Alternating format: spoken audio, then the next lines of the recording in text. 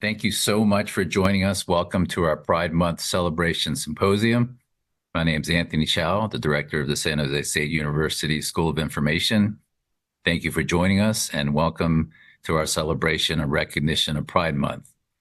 Chat is on, so please take a moment to share where you're joining us from. It's always fun to see. It gives me and the iSchool great pleasure to support equity, diversity, inclusion, and all of its beauty and power as part of our EDI Symposium series. And I want to thank all of our outstanding speakers and panelists for joining us today. The theme of today's symposium is Querying Metadata, and this is part of our EDI Symposium series sponsored by the iSchool. All of our symposia recordings and transcripts and resources are available in our EDI iLibrary. And also, please subscribe to our brand new EDI YouTube channel. And let me put that in chat. And we will also be posting the recording of this symposia within the next couple of weeks. For today's session, if you have a question, please use the Q&A feature, and someone from our distinguished panel will answer. And for the panelists, feel free to answer those questions as you like. Also, feel free to drop it in the chat if you also want to ask your question there. I'm very honored and impressed by all of our outstanding speakers and panelists. At this time, let me introduce you to our keynote speaker, Bree Watson, who is an archivist, historian, and doctoral candidate at UBC's iSchool. So Bree is a disabled, white, queer, and non-binary settler hailing from, and this is where I'm going to need your help, Bree, Nadakina, Musqueam, Tsleil-Waututh, and Squamish. Thank you so much. They are a Veneer Canada graduate scholar and fourth-year PhD candidate at the University of British Columbia. Their research focuses on multiple histories of information and the contemporary practice of equitable cataloging in galleries, libraries, archives, museums, and special collections. They are first-generation working-class graduate of Keene State College, double BA, Drew University, MA in History of the Book and Sexuality, and Indiana University of Bloomington, MS in Library and Information Science. For 2022-23, they are one of UBC Library's EDI Scholars in Residence, and also an awardee of UBC's Public Scholar Initiative. As a Veneer scholar at UBC's iSchool, they focus on information histories and the practice of equitable cataloging in cultural heritage institutions. Watson is a co-founder and the coordinator of the Trans Metadata Collective and Queer Metadata Collective. They are also the archivist and historian of the APA's Consensual Non-Monogamy Committee and the Haslam Collection on Polyamory at the Kinsey Institute. They serve on the editorial board of Homosaurus, a linked data vocabulary for queer terminology, and direct hissex.org, an open access resource for the history of sexuality. Watson has also authored nearly 20 peer-reviewed publications, including as the editor of the recently released Ethics in Linked Data. Their current project seeks to establish a new field of cultural heritage research by bringing together a diverse group of authors in a collection tentatively titled Towards Special Collection Studies. Please join me in welcoming Bree Watson. Bree? Thank you so much, Anthony, for that wonderful introduction. I'm going to go ahead and share my screen. So as Anthony already said, before beginning, I'm from Nandakina, and I'm speaking to you from Musqueam, Tsleil-Waututh, and Squamish, all who are traditional, ancestral, and unceded land occupied and taken, often violently, by the so-called settler nations of Canada on Turtle Island. I'm a descendant of Scots, Irish, and English settlers and an uninvited guest on this land, and as such, I'm a beneficiary of colonialism and genocide. The United States and Canada continue this genocide today through pollution, criminal neglect, cultural extermination, and murder. Decolonization is not a metaphor, and reconciliation requires land back. I urge us all to learn about and do what we can to support the nations and people we live with and in. Please join me and feel free to share where you're from in the chat. If you're familiar, nativeland.ca is a really good starting place. I also want to acknowledge the ongoing murder and destruction of cultural heritage. There are no more libraries, galleries, archives, or museums left in Gaza. I invite you to learn, reflect, and take action. Today, I'll be talking about the Queer Metadata Collective, joined by 3 members of the collective, as well as some people in the audience, which I'm delighted to see. I'll just give a brief, sort of intro and roadmap. So this is the intro of the roadmap. We're here. And then we're going to cover literally all of queer history. We're going to try. And then I'm going to talk about the Trans Metadata Collective and how that led into the Queer Metadata Collective. And then talk about the best practices for queer metadata. So beginning with that, after this, we'll have a panel where we'll all talk about the experience of the Queer Metadata Collective and Trans Metadata Collective and the work that went into it. I'll be joined by Adrian Williams, Devin Murphy, Chloe Zazorki, and myself. So I will get into talking about what I'm going to talk about. When I was first approached to being the keynote for this event, I was hesitant for this for a few different reasons. Even though I have an MLIS and I'm a practicing community archivist, I have experience in cataloging and classifying, I teach it, but I'm more of an academic these days, so I felt hesitant about keynoting for, and most likely to, many people with vastly more experience in cataloging, classifying, describing than I have. So many areas of my summarization are my own. But I went into academia, and I really see the point of academic work being useful work, working with people in the field, changing professional lives and work and making lives easier and moving us towards what I hope is a better world. So I will be bringing what I brought into the collective, which is a lot of my own academic research in interviewing queer catalogers. And as long as I have time, and I will be pulling from some of my interviews and reading them out loud. I was also hesitant to present about this because I can't emphasize this enough. This is a collective project. None of this work exists without the time, ink, sweat, in some cases blood and tears of every person that contributed to this document. Although the authors that did the majority of the work are credited in the document right here, a huge majority and a large number of people could not be credited and did not want their names appearing on the document for fear of their jobs being lost, fear of prosecution, or worse. So with that preface out of the way, I will say I'm neurodivergent, disabled, queer, non-binary, and I can claim other romantic and sexual minorizations. But I've had a lot of privilege, and as I've already said, I'm a beneficiary of colonialism. But I was raised as a lower middle class cishet white boy who was taught ways to hide their disability and oddities in order to pass. And the ways that I was raised placed me in the center of system designed to uphold me and my identity. And that privilege has protected me in ways that others have not been, my whiteness especially. These are the various ways that I understand the world and I exist in it. But I cannot claim all of the queer experience, and you shouldn't trust anybody that tries to. I don't know what it's like to be a gay man or a two-spirit person or racialized and trans. But as I've grown older and I've learned about myself and the world and how these systems work, I've begun to fall farther and farther from the center that I was given, I guess. But so resultantly, I'm now very, very aware of the system that mislabel people and their communities. And this is where I will have a content warning. There's some queer historical trauma coming up. Please take care of yourself. Feel free to step out or mute yourself for a few minutes if you need to. There'll be a slide and a few more slides, and we'll move past the historical stuff.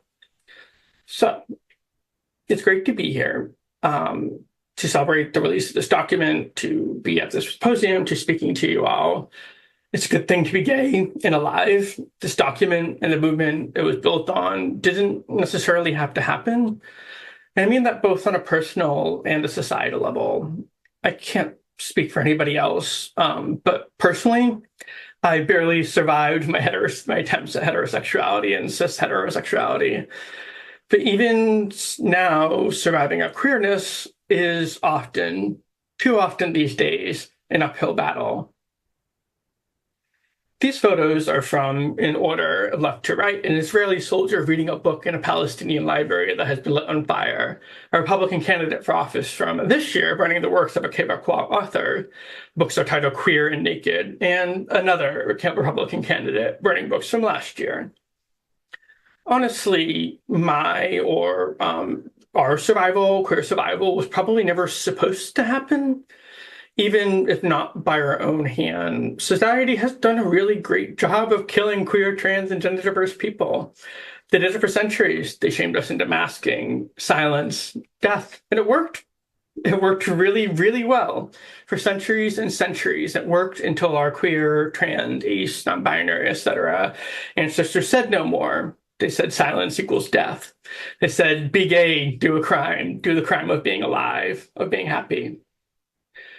And when society couldn't silence us anymore, what did they do? They killed us in public and in private. They electrocuted us with shock therapy. They cut our brains out with lobotomies, and the list goes on. It's very often forgotten that the first major demonstration of the Nazi takeover of Germany wasn't sending pink triangles off to the camps. That was hardly a blip, would barely register in the 19th century news.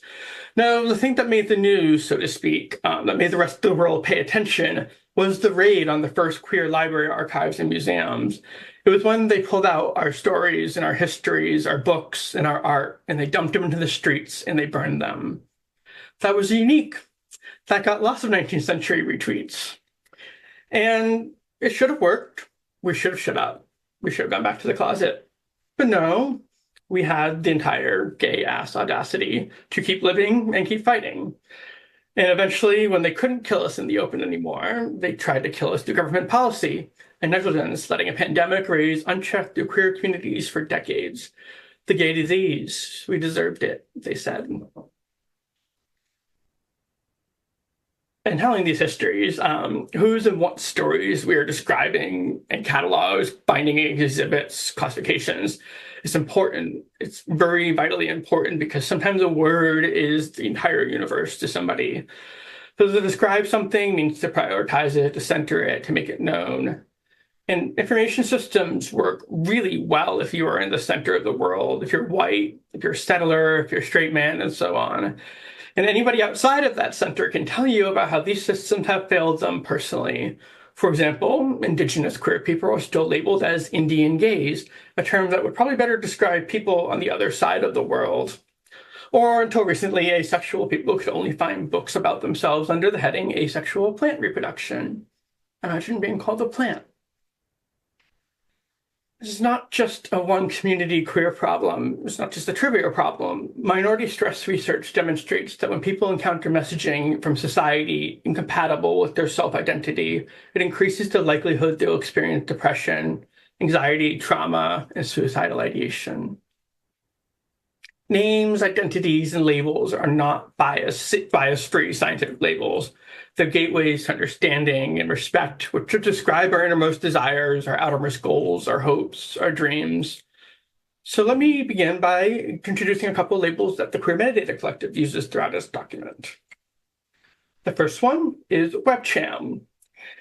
This is a short term, it's longer term, sorry. It stands for White European Bourgeois Christian Cisgender Citizen, heterosexual, able-bodied, allosexual, monogamous men settlers. It has an old history, whatever we can call like this librarian science, information science, this very short field, generally speaking. Comes from Hope Olson's article originally, where she labeled it WebCham, and that's why I continue to call it that. It was expanded by Michelle Caswell at the encouragement of Marika Safor. And then I spent it a number of years ago in a publication, we were talking about homosaurs. And WebCham sort of serves as the opposite of LGBTQIA. Like it pushes the center out to the margins. It labels it, pushes it out, makes it on the margins. It's really a way of naming that universal default assumed and yet unspoken center of cataloging, classification, description system, and practices. I mean, it's readily apparent if you take a look at library Congress subject headings or classifications, so on, descriptions. For example, the subject heading executives for business executives offers gay executives, minority executives, and women executives as the narrower, more specific terms of executive, or poet, or farmer, or banker, or statistician, or so on. So the unassumed center of that is the WebCham. That is the center of the entire systems of cataloging, description, cultural heritage, museums. I'll go on and on and on. But this is rejecting the premise that these this acronym rejects the premise that these perspectives are the default position, that they do not require labels, and instead it centers queer and racialized and disabled and so on people's perspectives and communities. By rejecting that center, we're saying we are the majority here. We are the majority, despite the system's hiding this hidden man in the middle of it all. The second term I'd like to introduce you today is more gay, which is a bigger umbrella for LGBTQIA Two-Spirit plus. I love more gay because it's pronounced more gay, and that's really the whole aesthetic of what we're going for, or what I'm going for anyways. The recommendations in the Queer Metadata Collective and the Trans Metadata Collective likely aim to decenter the current cis mono allo heteronormativity, which is WebCham, of metadata system in order to equalize and make space for queer as something that can be described, even if we don't yet have the language for certain things. Along with society, queer nomenclature and language are in constant state of flux and shift, and what seems correct today, I'm sure Gen Z colleague many years from now will tell me it's really wrong and not the way we should be describing it. It's shifting, it's queer. We're not defining queer because it's really indefinable and it should be indefinable, but more gay is a way of thinking about these ways of being, ways of choosing, ways of living that are not the center necessarily, not the center of these systems, but perhaps the center of the world for some. So we use queer throughout this document as an umbrella term, like I just said. And it's inclusive of LGBTQIA Two-Spirit. So the alphabet soup acronyms, there's one quilt bag, I think, in the UK, Morgai, which is in New Zealand, Mogi, which is in New Zealand. But it recognizes that all of these terms are multifaceted, overlapping, and purposely resistance of definition. In a word, queer. Most people belong to multiples of these categories. So queer. Wherefore too art thou queer? What is queer? Let's do a speed run through queer history. Did you think you'd get through a library presentation without book recommendations? You were wrong. So starting at the beginning here, generally speaking, most of WebCham's culture, and that's the term I'm going to use, WebCham cultural attitudes and nomenclature for individuals or objects belonging to more gay communities have post-Roman Judeo-Christian origins or derive from theological literature. This is just a way of saying most of the terms that we use today come from theology and the roots in Judeo and Christianity and Greek culture. An example here, porneia is a Greek term which captures a vast range of sexual behaviors which the Greeks considered unethical and immoral, such as cunnilingus, different sexual positions, bestiality, various other things. And the word porneia survives today in most Western European languages in the word pornography. But it sort of was this umbrella catch-all term for you're not doing what we think you should be doing. You're not living your life the way we think you should be doing. The first two books here, the first one is my first book, and then the second book is Kyle Harper's book, From Shame to Sin, which is an excellent overview of how this whole pathway was tread by porneia and theology. And I won't go too deeply into that. The next two I have here are Making Sex by Thomas Laqueur and Laqueur, and The Invention of Heterosexuality by Jonathan Ned Katz. Until the so-called Enlightenment, which 1700s, 1800s in Europe, majority of Europeans and later Americans followed, this is colonial Americans, followed what historians of sexuality and the body labeled the one-sex model. And I'm just reading here from the document. Please read the document, you'll have a lot more in depth. But the one-sex model understood bodies as a representation along a spectrum. There wasn't a binary model. It was a model of human sex and gender that existed along a spectrum. And there is a belief about a mannish woman or an effete man who would literally biologically transition into the other type of body. There wasn't even somebody stripped down naked would still be understood as a woman, even if they were dressed as a woman, even if they were assigned male at birth, because there wasn't this association of the body with sexuality for most of European history. This begins to change in about the 1600s, 1700s, and much more so in the 1800s. most people during these times grew up in households where they were breeding animals. They probably shared a bed with the rest of their family and were pretty well aware of how their parents made their siblings. There's a greater evidence for queer sexualities and communities in urban areas. And these are very limited, small urban areas in this time. Most people live outside of the cities. But these small queer communities face prostitution by church, state, or bigoted neighbors, which is honestly not too dissimilar from modern times. Following the so-called Enlightenment and up until the mid-20th century, and this is your other last two book recommendations here, the majority of Euro-Americans moved towards understanding sex and gender as a roughly binary system, where popular conception maintained that sex and gender were more or less the same thing, determined by biological factors. In earlier generations, well, they saw like same-sex sexual activity as part of a normal development process. At the turn of the 18th century into the 19th century, there begins to be an obsession over children's sexuality and protecting children from knowledge of sex and death. Webcham's culture becomes obsessed with the purity of children, and there's these rising anti-masturbation campaigns, restrictions around sexuality and pornography, and these conceptions are very dated, probably to about 1850 or so. So that was your speed run through queer history. 19th and 20th century, which is really brings us right up to the 1850s, 1950s, right up to the modern day, witnessed the rise of what we call sexologists, and they use their credentials, which are either medical or psychological or sociological, to pathologize, marginalize, and even criminalize various communities of people who fell outside their predetermined visions of normality. And what did they call it? Sexual perversion. I hoped that putting it in fancy letters would like make me feel better about it. It doesn't, but I think it's a cool tattoo. Somebody get it. But for example, Ulrich draws on this Linnaean biological classification and Plato, and he creates this whole like system where it's called Urnings and Diurnings. I am pronouncing my German totally wrong. And then he creates Urnigens and Dionogens, which are female bisexuals. It starts to be this biological understanding and this really biological stolen from biological nomenclature, which libraries and museums and archives and galleries also do. There's this taxonomization of the world and how people act in the world, which is not what happened before.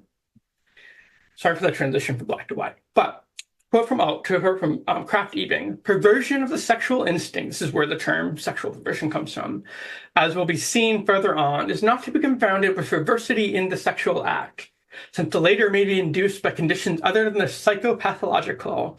The concrete perverse ass, monstrous as it may be, is clinically not decisive.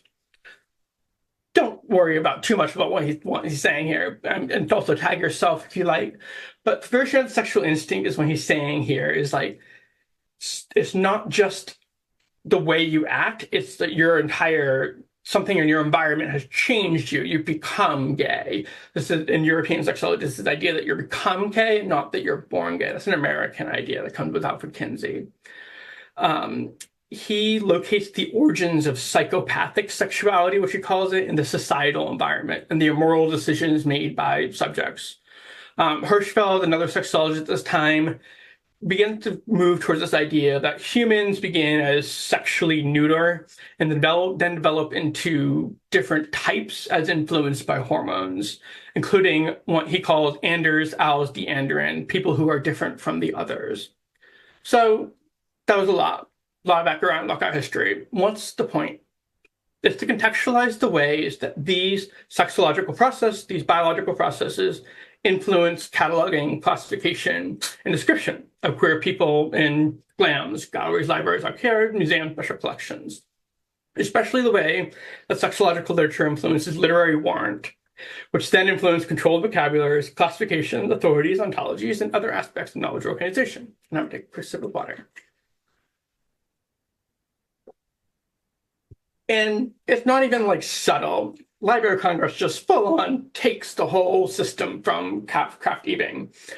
Here is HQ in 1910, the classification system, I think it's the very first edition is the classification system of Class H.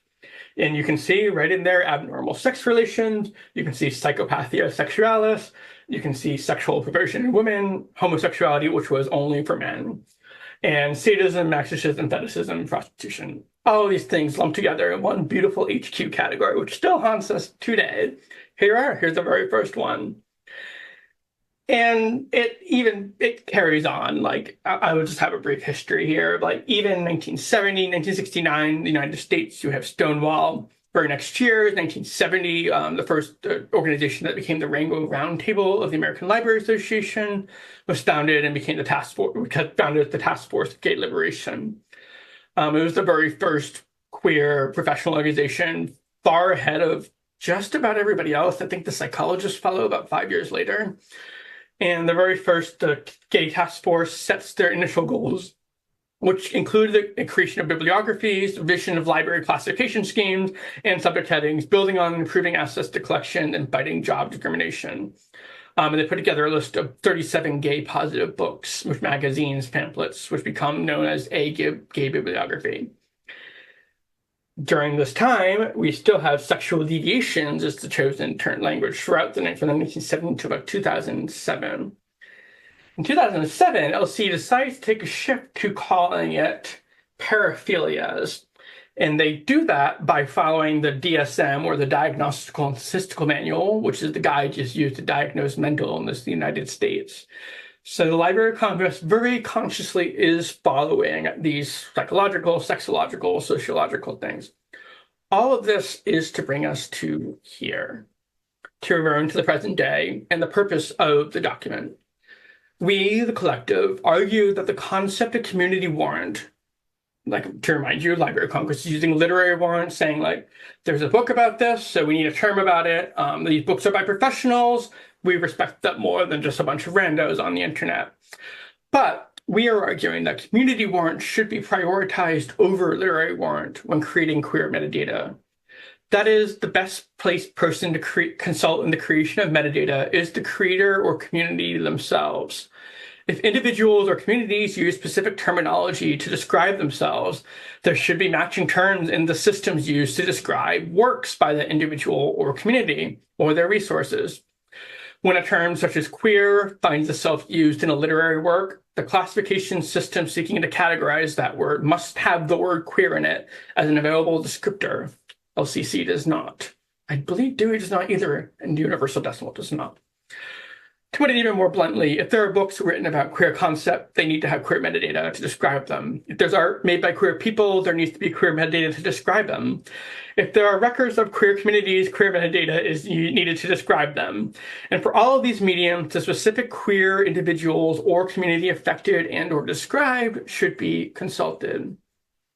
As Emily Drabinski puts it, rather than taking these identities as stables and fixed, queer theory sees these identities as shifting and contextual. A queer approach to classification and cataloging suggests no easy solutions. In defining the problems of queer, the solutions themselves must be queer. Thus, the Queer Metadata Collective. Let's take a brief little detour, talk about the relation of the Queer Metadata Collective and the Trans Metadata Collective. And I'm going to take a brief sip of water. The Trans Metadata Collective was an organization that was founded first. I'm going to talk a little bit about it, but I highly recommend, there's a link on the next slide where you can get the recommendations. Highly recommend reading the Trans Metadata Collective, which is trans and gender diverse best practices metadata. And people from the Trans Metadata Collective moved into founding the Queer Metadata Collective. So that's our general point here. The Queer Metadata Collective took opposite tack. The initial idea for the collective of the Trans Metadata Collective originated from discussions following a conference panel at the University of Victoria, moving trans history forward. And from those initial discussions, we developed a call for participants. I created a website, which you can see here. We made efforts to reach out and recruit specifically from communities and people not represented in library and information science. And the call for participation that you see here received about 100 responses of interested people. From this, we developed Convening Committee, which was some Black, Indigenous, and people of colors involved who were interested in participating. Still involving nearly 50 people in the Zoom call, which was a lot of people in the Zoom call. These initial meetings evolved into 4 core working groups to allow individuals to contribute based on their own expertise. And this whole process has been covered in multiple videos by Transmitted Data Collective presenters and authors. And so I'm just going to briefly touch on the recommendations because you will see them come back in the Query Metadata Collective recommendations. So the first one is to make the process of metadata creation transparent by making descriptive standards, rationale, and context publicly available, soliciting active collaboration with communities. I've been saying this already. Second one is use culturally and contextually appropriate labels, including reclaim slurs or otherwise sensitive language in the original language and script alongside translations and or transliterations. 3, correctly name and identify, rely on self-identification and description, including direct consultation with individuals or communities. Generally, the recommendation don't record information about gender identity, especially if the work has nothing to do with gender identity.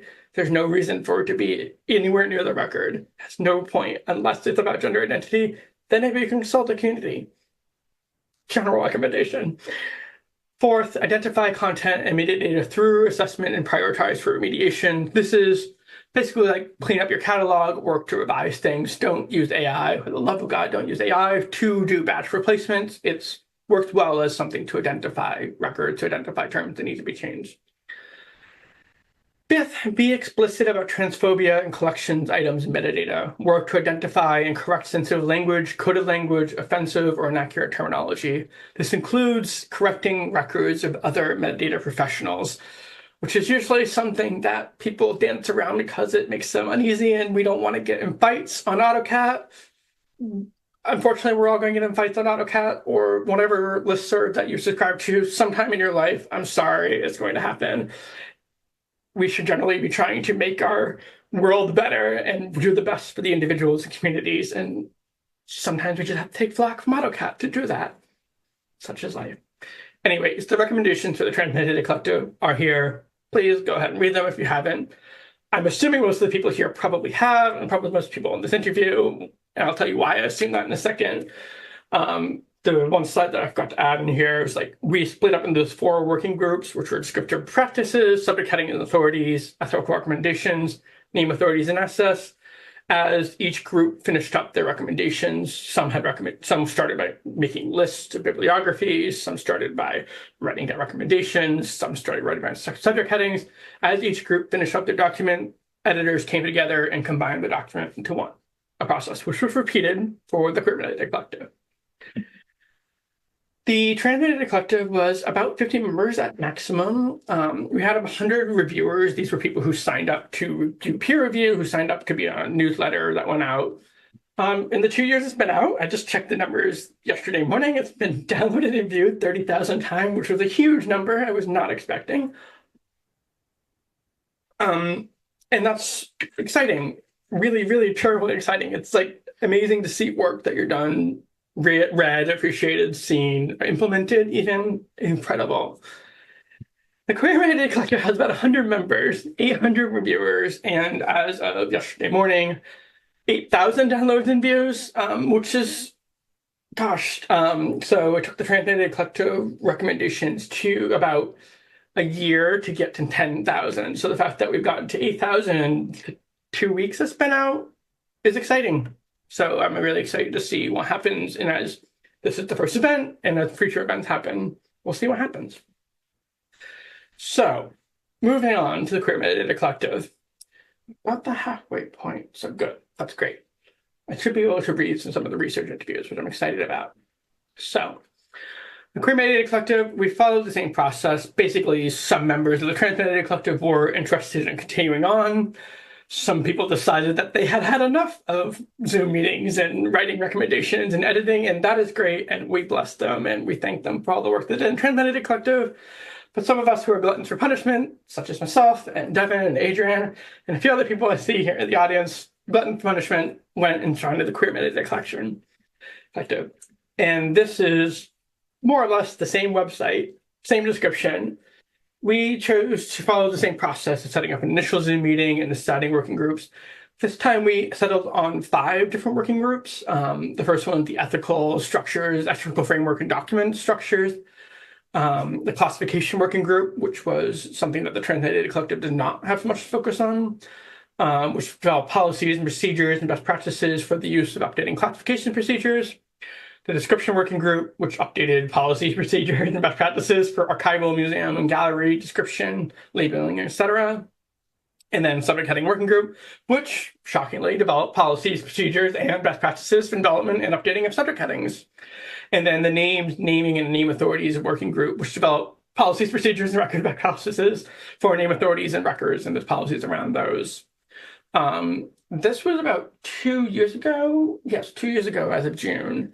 So it's taken us 2 years to come together and actually develop that. And you'll see the 600 number here. 200 people were like active at that time, at the very beginning of the process. So I'm going to read through, like, do a speed run through these 10 recommendations that we have here, and then I'm going to like break them down a little bit further detail. Also, I'm going to take a sip of water here. And I have, as promised, research interviews I'm going to pull from. So let me just change my screen here. Okay, great. All right, so the recommendation 1 is the best placed person to consult is the creator or community themselves. Talk to the people who made it. They probably have opinions on how it should be cataloged or categorized or classified or described. I know I do about my own work.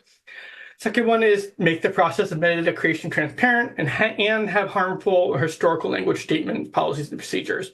Restatement of the transmitted collector principle, building on it by saying, like, also have these statements, policy, procedures.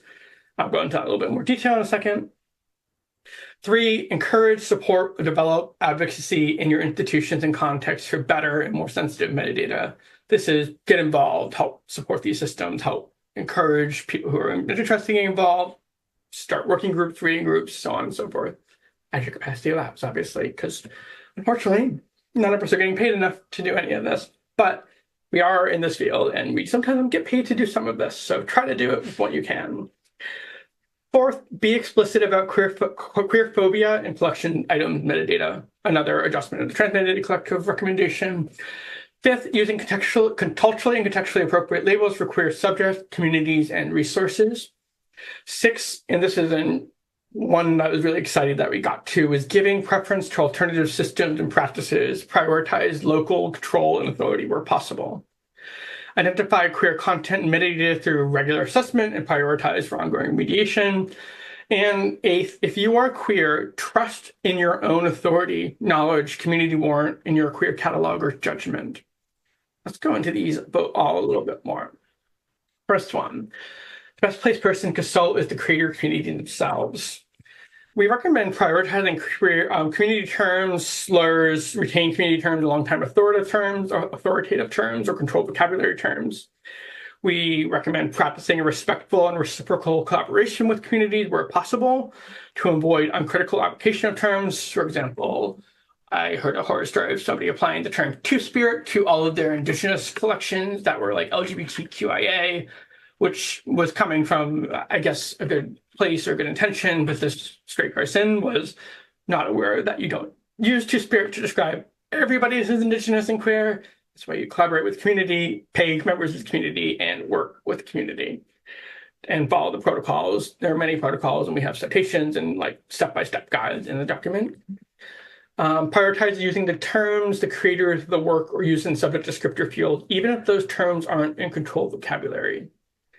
And the examples I have here are in a museum or archival deposit context, give depositors or donors the opportunity to co-create description or review, like the description that you created for them, to provide feedback. And people who, institutions, who like hold authority data or allow or create this authority data should make this process easy and simple and quick. Specifically, the Library of Congress should provide creators the opportunity or ability to provide feedback on cataloging and publication data. Please. In the library context, yes, okay. In our authorities context, creators should have the ability to provide feedback on or to correct information about themselves. Holders of this authorities data, including NACO institutions, VIAF, OCLC, ULAN, the Getty, Wikidata, and others, should simplify this process, make it accessible, as approachable as possible. Institutions that lack the ability to revise authorities databases should consider the use of local authorities instead of like shared authorities, if and when possible. In my interviews, and one thing I wanted to draw out, and one thing I wanted to found interesting, and I think is a really important finding, is academics and researchers are often told that the way you do research or move the ball forward or change the field is to go out and talk to the people involved and collect a bunch of data and write a bunch of papers and books and whatever. And then you, the esteemed established academic who has like consulted all these people, you come up with a list of recommendations, and hopefully funders and metadata creators like follow those recommendations. And there's sort of like this, especially in academia, this looking down upon of communities. Like, shockingly, maybe communities that get together that know what they need might actually come up with the exact same recommendations. And this is held true in my own research. The exact recommendations I've come up from interviews are the exact recommendation the Queer Metadata Collective members have come up with, sometimes one-to-one. And so I'm going to read a little bit from one of the transcripts that I have approval already. So Elizabeth, when I asked her about sharing feelings on the system that she uses, she says, I'm really frustrated because when we started, I'd never done anything with Seiko before I started with the gender and sexuality funnel, because I was always so scared of it and it seemed really intense and I didn't want to go there. When we first started, we got some changes. We got changed gays to gay people, because gays is fun if I'm saying it, but nobody else is allowed to say that, because you can't call me that if you're straight. And things were going well. They, as in Library of Congress, were talking about us, and we were like, please help us maintain the system, which is great. And I think that's the only way that we're going to get anywhere, we as a field are going to get anywhere, is if folks affected can have a say in the systems and help maintain it as language evolves. Because we can't rely on any system organizers to be representative of the people that they are organizing. And so you need to let other people in. Finn, when asked about the same question, if there's anything that they wish that people who design metadata and classification systems could know about the gay queer experience, Finn said, I guess I would say, like, I think the two things I most want to convey are that words do matter, and that when you're making or choosing a term, if you're choosing this objective term or sort of historically accurate, that you're making a choice between what you're doing, and it could be at the expense of the experience of some people who might be trying to find what you're looking for. And what they're talking about in that case is like, when you are the Library of Congress and you're creating like sexual minorities, nobody has ever searched sexual minorities, probably ever, in most library systems, I want to say. At least nobody under the age of 20 has ever searched sexual minorities. So at the expense of queer people, Library of Congress is continuing to insist on that term.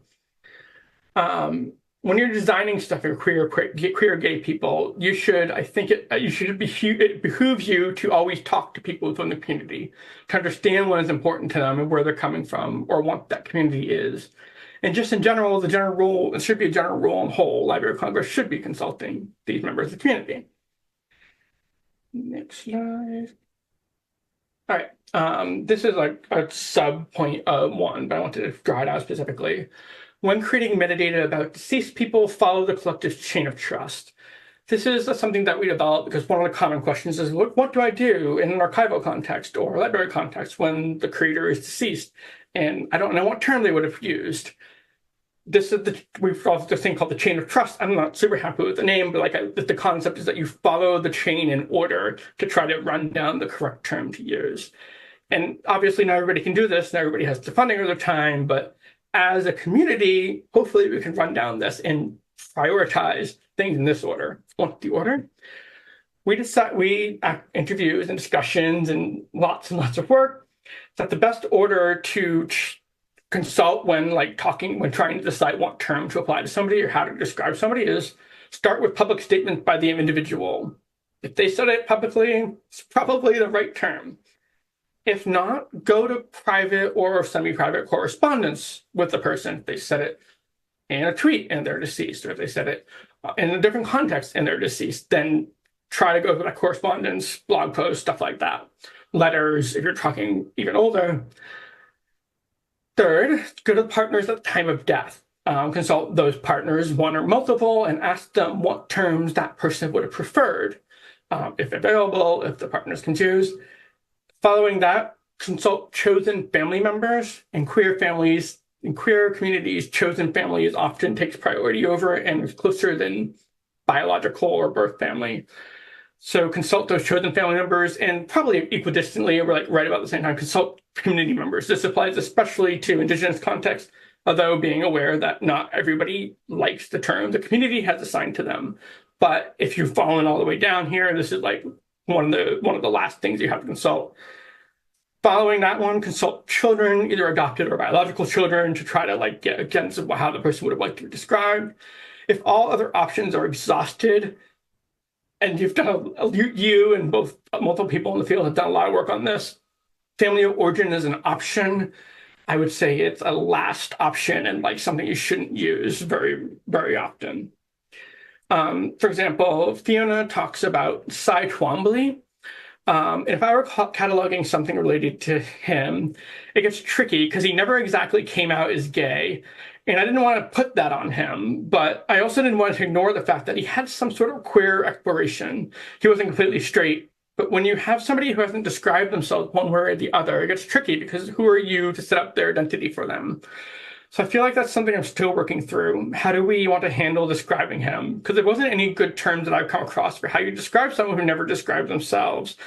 But he does have this attachment to queer history that kind of gets lost often. Otherwise, if you don't describe it, it's one of those things where I would love it if some vocabulary gave some guidance for histories on this or how to approach situations like that. Hopefully, this guidance will help Fiona in describing Cy Twombly. And I asked to follow up a question, is there any label on Cy Twombly at your institution right now? And they said, we don't have anything that says one way or the other. Because of that omission, this person is invisible. This queer history is invisible. It looks like a perfectly straight man. If you go to Wikipedia, you see his wife, he had a kid, you automatically just assume he's straight. And it turns out he wasn't, at least not completely. At 15 minutes, great. And I'm talking to another conversation. Elizabeth, do you remember the first time you saw or heard any of those terms in a book display or museum or an archive? I didn't know, but I did find out recently there's an artist in our museum collection called John Paul Miller, a local artist. He was a jeweler, and he was really close friends with this guy he went to art school with. And he just kind of moved in with him and his wife. They were roommates. And they're just really good friends. And the archivist was like, oh no, they were all together. And I was like, why is nobody talking about this? Oh my God, that's me. I see me and John Paul Miller. So they didn't use the kind of terms that I would use to describe that, because the closest I can think of anybody that's like myself that I can use for myself. And yes, later on they say, like, I feel like there's a respectability politics kind of thing and who gets to be queer, with this line of like, you're doing something too far outside the norm and you just fall outside the good Christian morals of a person living in the United States. They also said, oh, that's me, I see me. I couldn't say that at all to the archivist because I'm not fully out at work, because I don't want to get fired because I live in America. 2 and 3. Make the process of metadata creation transparent and have harmful historical language statement policies and procedures, including a form email address to which communities of creators can reach out. And this is 3 because they're sort of paired, the shorter ones. We recommend indicating term changes over time, being clear about a term is from a source, or for you, the creator, has applied a more recent term in your metadata. This not every working group recommends that metadata workers disclose aspects of their entities. Some do, some don't. So this is like differences in different working groups, depends on your context. It's likely that previous descriptive practices have resulted in some descriptions that may be upsetting and insensitive to users. As the majority of organizations rely on their users to revise some of this type of description in their collection, it's recommended that all organizational websites have a harmful material statement, easily located space for user feedback. We have multiple examples in the recommendations, but here are just some recommendations here while I pull up the next little bit. I have into the interviews. I asked somebody else about the changes to the SACO funnel, or like the gender and sexuality funnels. And they said, when we first started, we got some changes. We changed some changes to gay people. Lately, LC has been denying a lot of our stuff, and not with that comment. They just decided they want to keep using husband and wife instead of spouses, and it's like it just feels mean. It feels cruel for no reason. I'm sure the reason is bibliographic maintenance, but like the other reason is human rights and dignity. Like bibliographic file maintenance mean nothing to me, but they don't see it that way. The other side of helping maintain these systems is the organizers just use us. This is like use Library of Congress just uses us, our work. And later on, okay, that's a quote from the time. And Larissa in a different interview says, "What do I want other knowledge workers to know about my experience? Sometimes the career experience can be isolating depending on where you are, just like in the way that make people talk sometimes, and things that they say and assumptions they make about you, and that your institutions can have every single DEI statement and workshop, etc. But that doesn't keep people from being people, and they also know more queer people than they think. I think there's something significant about digital collections and archives that give us a lot more leeway, and that archives have been created. We can work with source communities to create better archives, and I would love fellow knowledge workers who are just like, I'm just going to digitize this and put it on the internet, to be a little bit more critical about what they're putting on the internet, because sometimes it can out people. Sometimes it can, is it ethical? Are we considering things that make this person or the community would not want to have publicly available? Just consider what you're putting online. 4. Be explicit about queerphobia and collections, items, and metadata. This, again, builds off an earlier recommendation from the Transmetadata Collective. And we say to include contextualizing statements and or content warning for sensitive language that is self-described or directly in the material itself. This is, for example, an author that called themselves transsexual, for example, an author that called themselves transsexual, and that's their term, and they want that term applied to them. Sometimes people find that term harmful or like upsetting, so like maybe it's a good idea to have a warning before the user encounters that term in the catalog or description. That's why we recommend having the historical statement, but also just being explicit about those items in your collection, especially hateful materials. I'll take this moment just to say the Sexual Minorities Archive in Massachusetts uses the subject heading bullshit to describe any hate material. And I think that's an energy that we could apply to all of our collections. I think it's great. And when describing incidents of intentional harassment, harm, and or violence, both perpetrators and victims should be identified, including using active voice to embed responsibility within the metadata. Work to proactively identify sensitive language and content, including coded language, rather than relying solely on patron reports. The most radical form of this recommendation, and please, if your institution insists this, please let me know, but the most radical form is to add heterosexual, man, able-bodied, allosexual to all records in your catalog. Make a local subdivision and just go crazy. That would be the most radical. Recognizing that not every institution could do that, wants to do that, has the leeway to do that. We do recommend like much more like context realistic, perhaps, or context like aware descriptions, things that you can do, pages and pages of like items, ideas, and like things that you can institute at your actual collection. I don't have a quotation to read from this one. I already said that one. Okay, so 5. Use contextually appropriate labels for queer communities, subjects, and resources, which is collaborating with the community impacted. Be aware that individuals within the community may have different terminology, different cultures and languages, understand and classify genders and sexuality, which may not translate into the dominant culture or language, and include terms in the original language script and transliterated and translated on long-term translations and descriptions. And to read from interviews on this, I'm 10 minutes left. Okay. How would it feel, I'm talking to Sarah Berger, how would it feel to see your term centered as part of a book display or museum exhibit or something like this?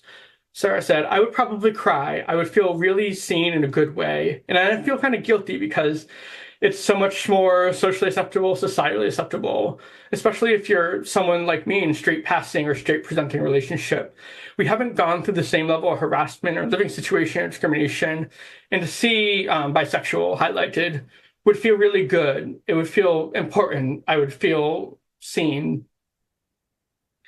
Margaret I'm sorry, Margaret, if you're in the audience, I'm going to butcher your name, Bra, I think. Margaret says, I think just say it as a queer person. I am so encouraged by the fact that it feels like every day I see myself more and more in our vocabulary systems. It's exciting not only to be a part of that change, but to see other people working towards that change. Because if you're advocating for yourself and you feel siloed, it's just really discouraging. And to bring this back to the Seiko funnel, it's the greatest joy of my life to participate in this project.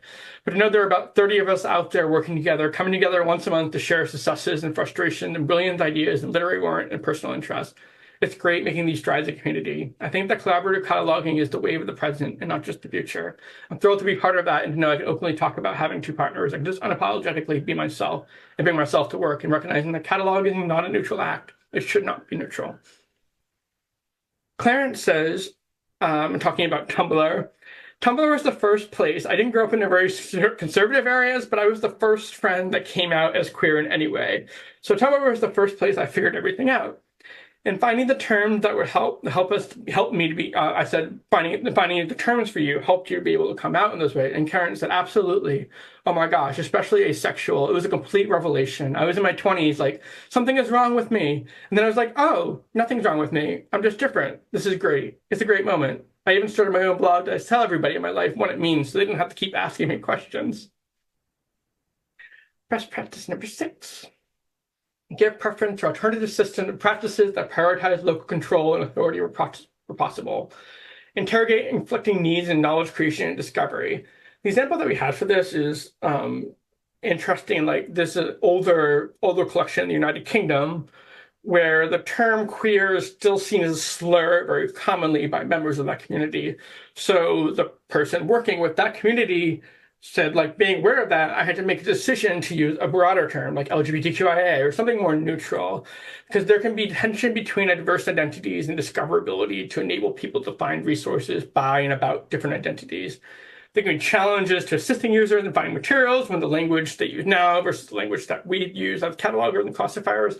So just like be aware about it, think through, like, in your context, in your system, talk to your community. As Charles Cutter always said, like, needs the community come before the community to the cataloger. I think that still holds true today. The next one was make a variant heading as the authorized heading. These are like the various recommendations that we had in this area.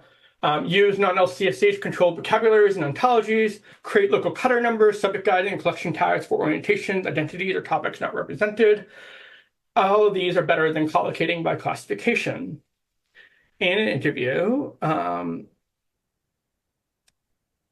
Aiden said, people in the cataloging metadata community, more of the cataloging, are really stuck in our land of like, this is how we do it. Like, we feel very bound by these rules, and we made these rules for ourselves.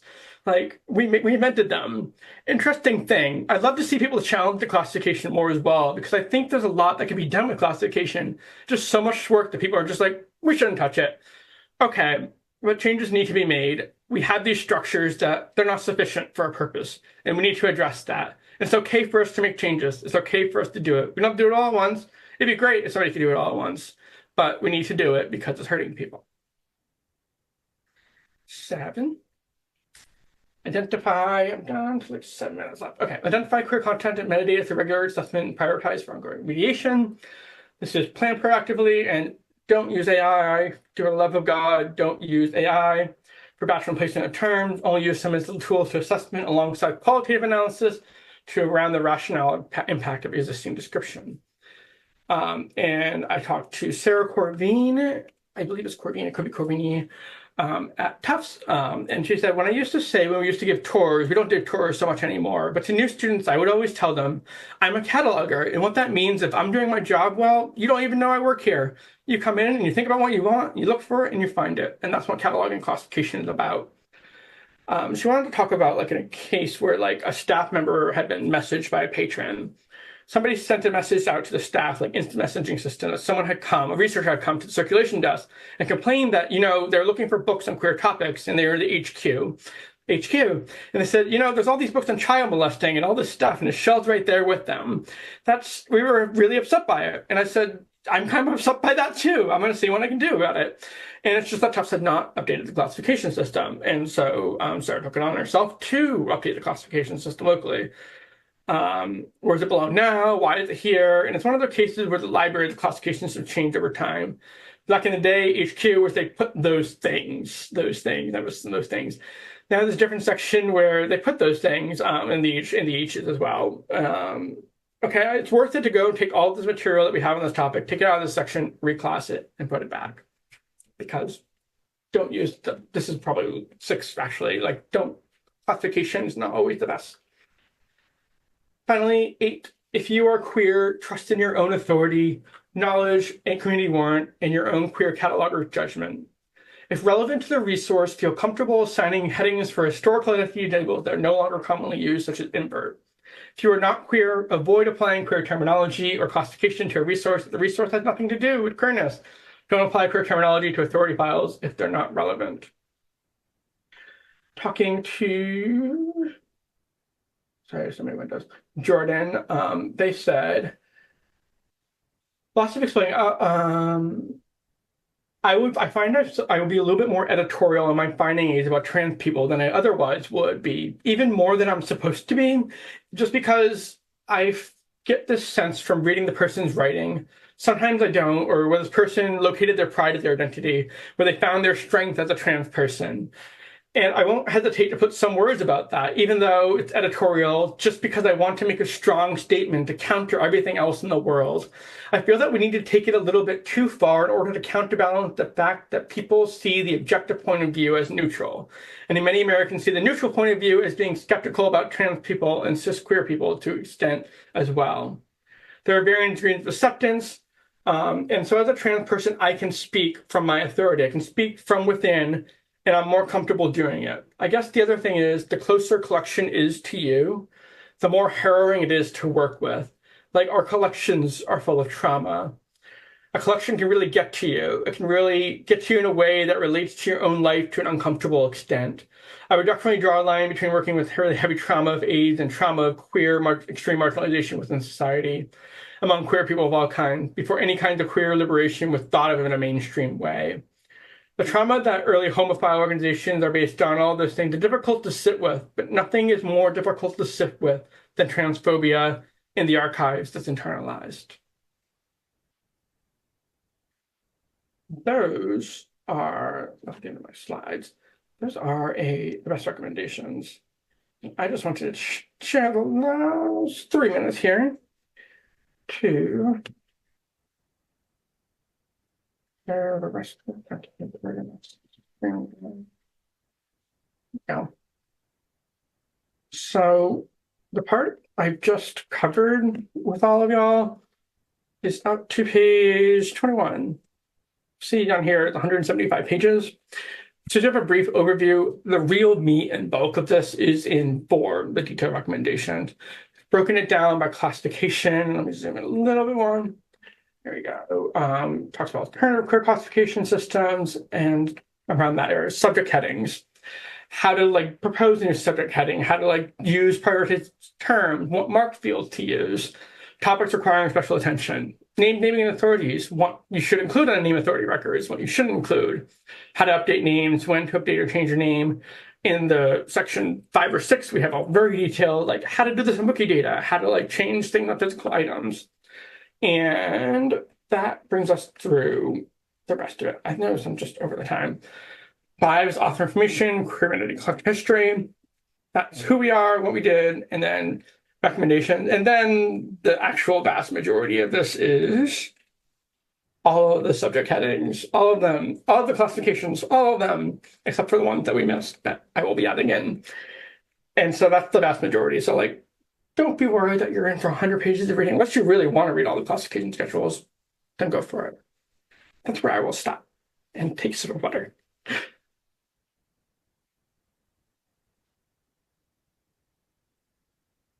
Oh, but yeah, AutoCAD, please.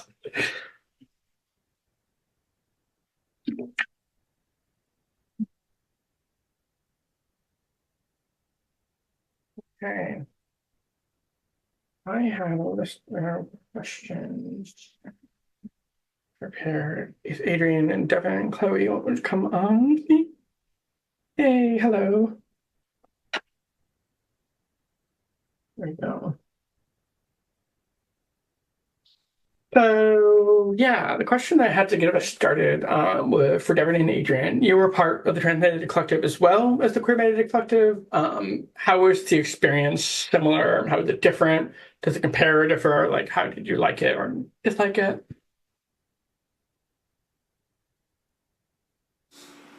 I guess it was pretty similar in terms of organization and also how large the task felt. um, I did different roles in both. So in the first one for the Transmediated Collective, I was more involved in like the general recommendations.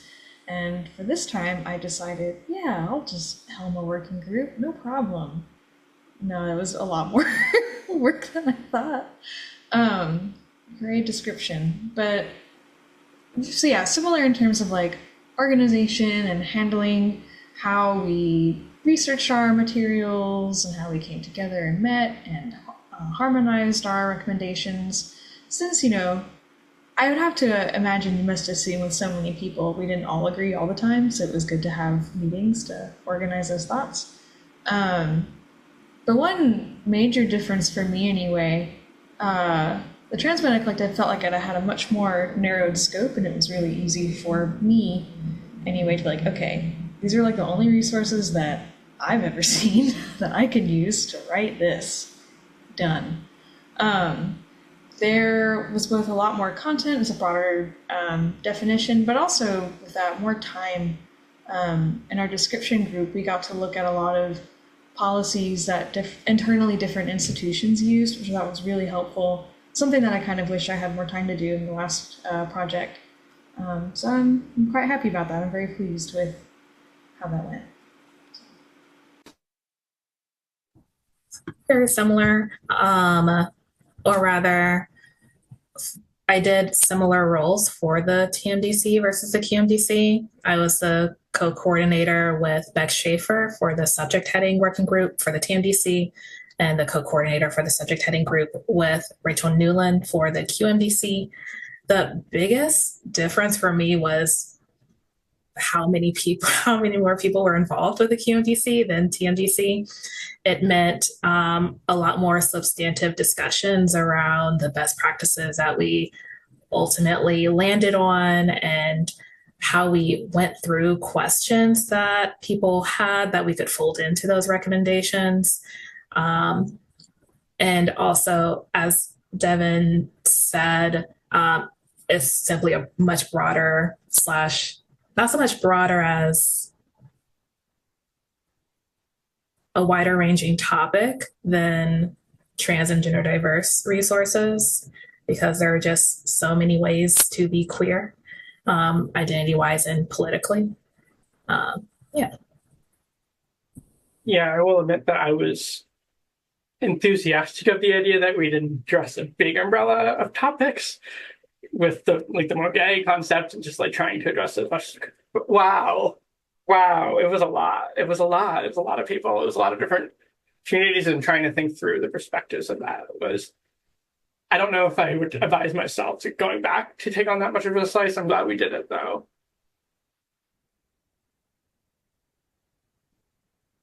Yeah, at the beginning of it, oh, sorry. At the beginning of the QMDC, I was also coordinating the classification working group with Chloe. And then I realized, oh, I can't do all of that actually. So I had to step back from that one because, yeah, there's so much. Yeah, how about you, Chloe? You weren't involved as much with the TMDC, right? The queer QMDC was like the one that you got more involved in. Have you ever worked on a project similar to this, or? So, I saw the QMDC from the TMDC, which I was so grateful that that document existed and I had guidance. And I don't remember at what point I had seen it. I think I had heard like the call was happening, and then I saw when the final project was done. And I'm a cis woman, so I didn't feel it was appropriate to put myself in there. But oh gosh, y'all, I use it every day. I love it. We can talk more about it later. I'll get back to the topic. But so when I saw after the TMDC went well, that the QMDC was happening, I reached out immediately. I really wanted to be involved. And I had done something sort of similar before, but it was a different scale with the cataloging ethics stewardship. I worked on the subject headings group there. But for QMDC, I started out co-coordinating classification with Adrian, and then I took it myself when they needed to step back. And I was co-coordinating names and naming for a minute, but then also was super burnt out. Like, it was so hard because I really wanted to be in every little facet of it. All of it was so important, but I had to learn to not burn myself out and just focus on what I could and trust that the rest of the collective was going to figure it out and it would be fine with me. So Bianca ended up taking on names and naming and did a great job. And I don't know if I strayed too far away from the question at this point, but yeah, so I had done something a little similar. Stepping up to co-coordinating was a lot more. And yeah, it was really difficult. Don't let anybody say it wasn't difficult. That's like a Mr. Rogers quote. But I loved it. And I'm so happy that it's out there. And I'm so happy that it's done. And I'm so happy that it was done in community so that it wasn't just me, it was all of us together. Yeah, for me, I think because I have the toxic trait of liking to email people, I tried to turn it to good and like sent over 6,000 emails for this, but like sort of taking that administrative role, like in both the TMDC and the QMDC, like I noticed at a certain point, like maybe halfway through, like a year through, people started to panic, like, oh, there's less people in our meetings. And it's like, I'm like, well, yeah, it's just like people can't keep that up over a year, and it is a collective, so like the work gets done as we can do it. And a lot of us are self-interested, and these are important to us. And a lot of us some of us get funded to do this at work, which is fantastic, and some of us don't. But like the fact that like so many people showing up to meeting after meeting and working through like these really complicated questions. I don't think we've solved everything with queer classification, but I think we've hopefully taken a few good strides.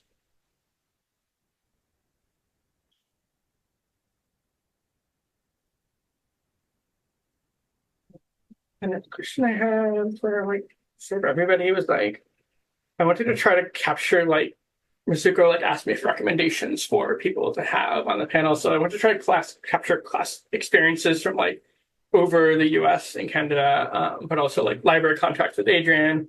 Chloe's working closer with museums and Devin was like closer with archives. So I thought that would be useful, especially for students who are like, I'm interested in cultural heritage, but I don't know what to do. I don't know what I'm interested in. I was wondering if any of you or each of you could talk a little bit about how you see queer metadata in the way it applies in your situation specifically, like in an archive or a library or like a museum.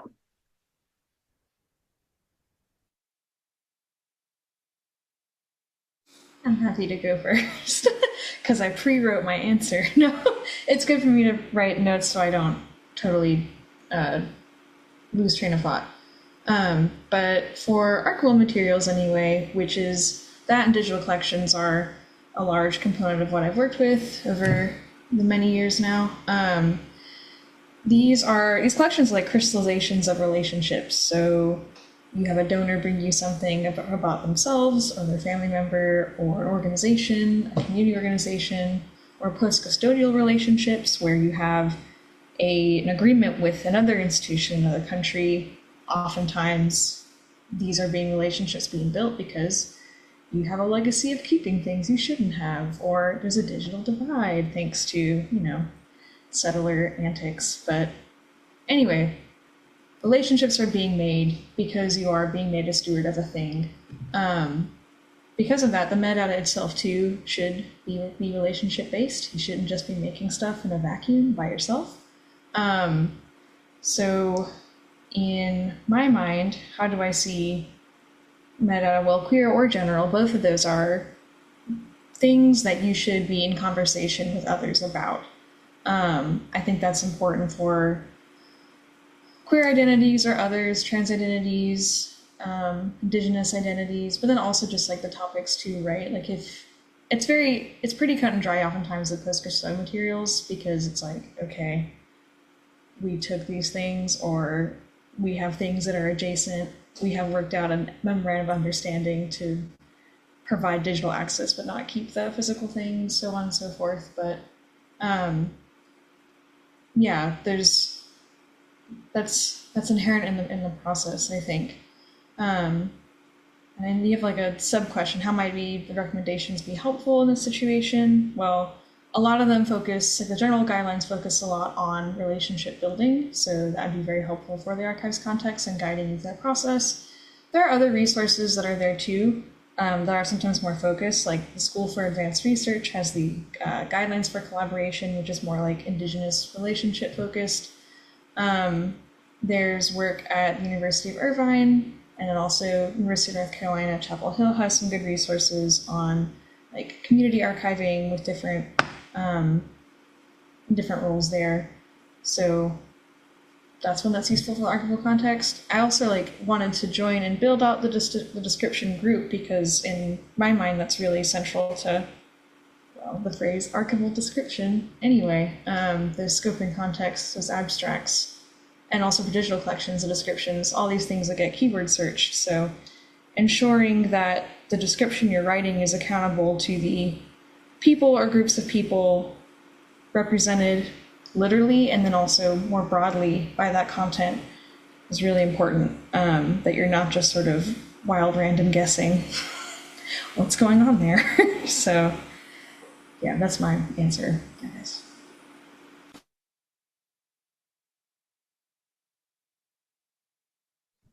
I also wrote out an answer, but I misread the question. And so actually what I'll say will be off the dome. I would say that so much of what exists around creating inclusive metadata defaults to libraries. And so there are plenty of resources to look into that. But from what I'll say of how it contextualizes within libraries is how diverse our populations can look. Because, you know, from the academic side, you have students, but you also have faculty members, community members, alumni with their own range of experience and familiarity with queer and trans subject matters. With public libraries, that population gets even wider with the familiarity that different folks have with it. And so it's making sure that the subject headings that you include account for people that are, you know, younger and have their own understanding of queerness and their own terms that they use, against older populations that either are just learning about this, or they have their own historical terms that they've used that they search by. And, you know, you need to account for all of these populations. So that's what I'll say. Okay. So my situation, my work institution's a little different. I'm in a museum, but I'm in a museum library within the museum. So sometimes it feels like I'm just in an academic or research library, because we do have some master's and PhD students from a local institution that use our space. We're just an art museum library, so I feel like we're an art-focused special library sometimes. But being that it's a wide institution, we have a lot of different departments that kind of do the same sort of roles. So there are other people across my institution who wouldn't call themselves metadata practitioners or specialists, but that's what they're doing. And like our registrars who record all the information about an artwork in the primary collection, we call the library a secondary collection. They're doing metadata work, and the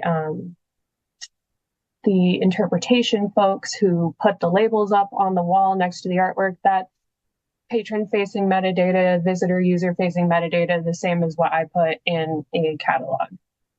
And so up until last week, we never spoke to each other. We're all in our little silos where we do our little separate metadata work and we don't talk to each other.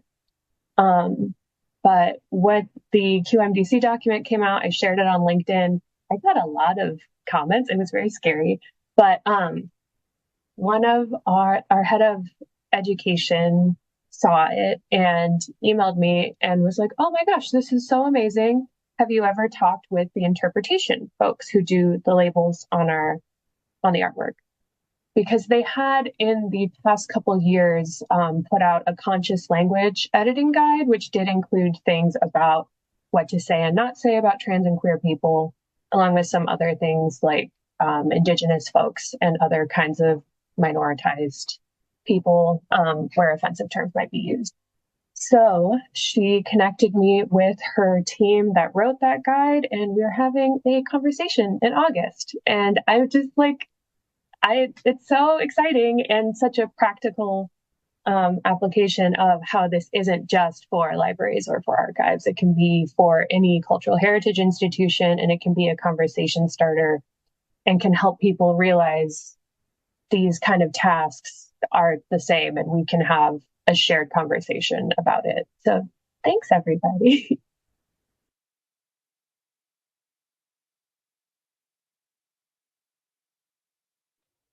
Love that.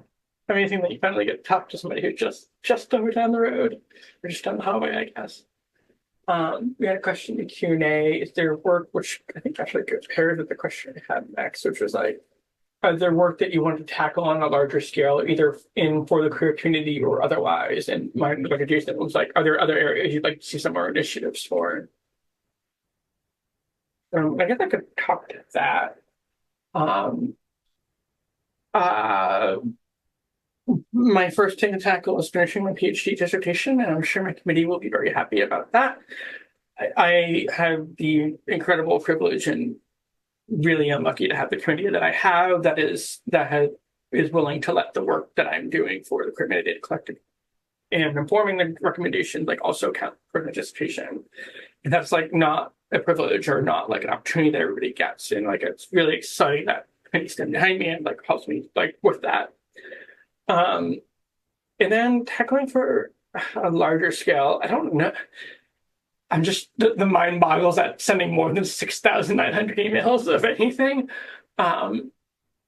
There are like moonshot, dream shot, utopian goals of like having enough money to like fund communities working on various marginalized vocabularies or ontologies and like bringing those together. And I've talked with a few people and few vocabularies in the larger marginalized vocabulary community, but like, it's like not enough money or time or energy, and it would be great if we had all three of those. I think something I would,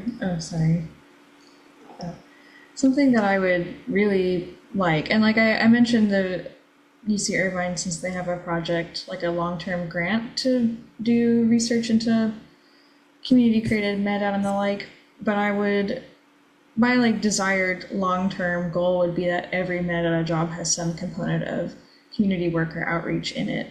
I really don't think this is a job that you can or should be doing bound up with standards only.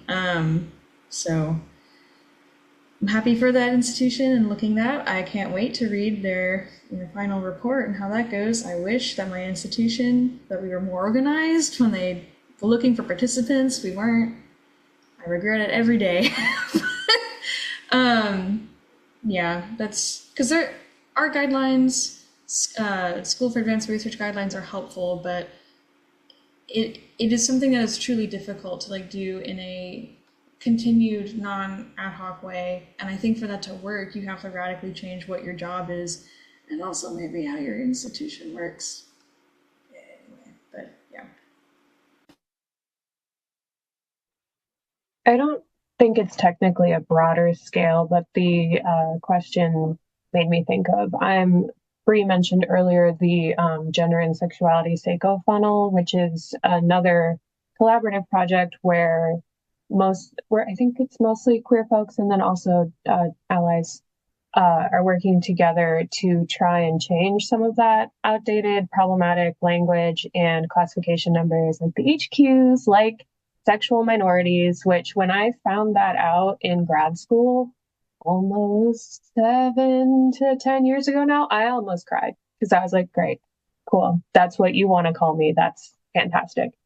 So we're trying to change that. But as Bree also said, it's hard to get the Library of Congress to move on these things, especially when it's so baked into the infrastructure, that it would be too much work to make these changes and move to something more equitable and inclusive so we keep the problematic terms. But we are working on a project to change transgender and transsexual to fit under trans people, which could be handy and would fix instances where transsexual may have been used incorrectly for trans people. And hopefully this is more of a harm reduction sort of thing. Like, it's not going to be perfect, but hopefully it helps things not be incorrect and problematic for folks that would find that offensive.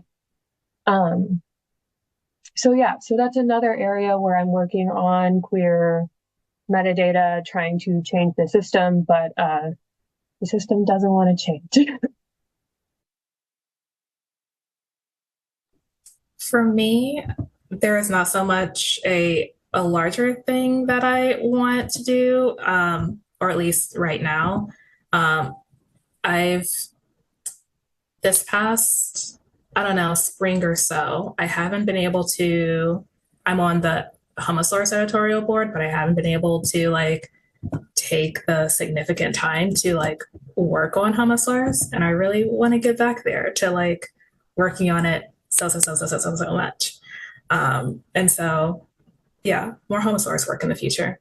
Aside from that, something else that I care about is not just trans inclusion for the students and community workers that come into our libraries, but also the trans and gender diverse library workers that we already have and will have and have had who have left.